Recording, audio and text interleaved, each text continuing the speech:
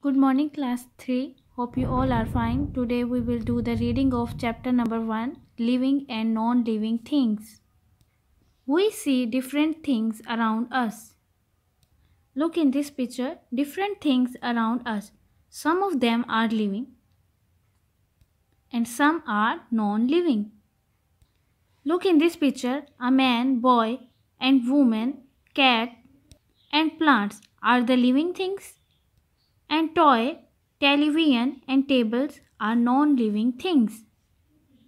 All living things have a few things in common. These are the characteristics of living things.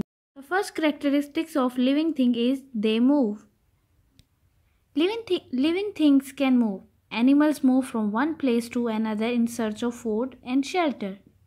Look in this picture. Animals move from one place to another in search of food and shelter. They can also move from one place to another to escape from the enemies. The animal use their wings, legs or fins to move. Some animals such as snake use its body to move. And the other example is a dead animal cannot move because it does not have life.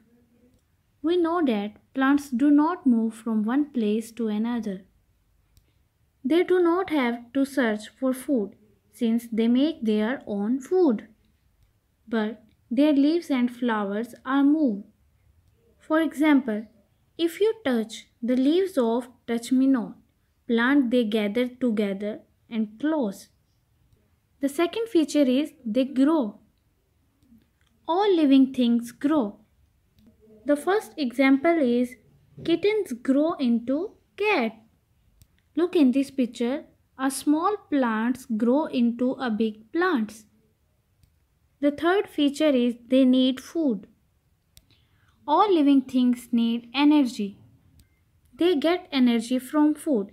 Animals search food at different places. But plants make their own food. The energy we get from the food helps the living things in many ways. The first example is it helps them to grow. The second example is move around and to keep their body healthy. The fourth characteristic is they feel and respond to changes around them. Living things can feel and respond to changes around them. Most animals feel things around them with their sense organs. We all have 5 types of sense organs in our body: eye, ear, nose, tongue, and skin. The other example is some insects like grasshoppers have feelers to feel. You can see in the picture. With the help of these feelers, they feel and respond. And the other example is animals. For example, when an animal feels cold, it tries to find shelter. And the next example is plants. Plants do not have sense organs, but they can feel changes around them. Its best example is sunflower. Sunflower plant feels the sun and grows towards it. The sunflower moves its direction towards the sun in the daytime. And the other example of plant is touch-me-not plant. The leaves of the touch-me-not plant can feel something, touching them and respond by closing. The fifth characteristics of living thing is they breathe. Living things breathe. All living things need air all the time. Without air, the food that we eat cannot give us energy. That is why we cannot live very long without air. Look in this picture. We breathe through our nose. Many animals like tiger, deer, and cow also breathe through their nose. The next example is fishes. Fishes breathe through their gills. You can see in the picture these are gills. Through these fishes breathe.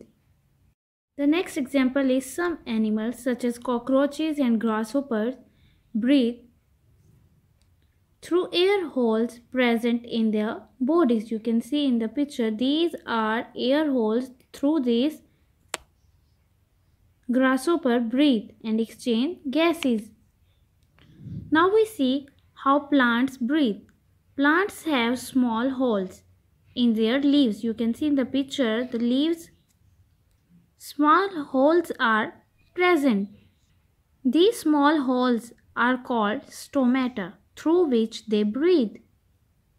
And the last characteristic feature of living thing is they reproduce. Living things reproduce.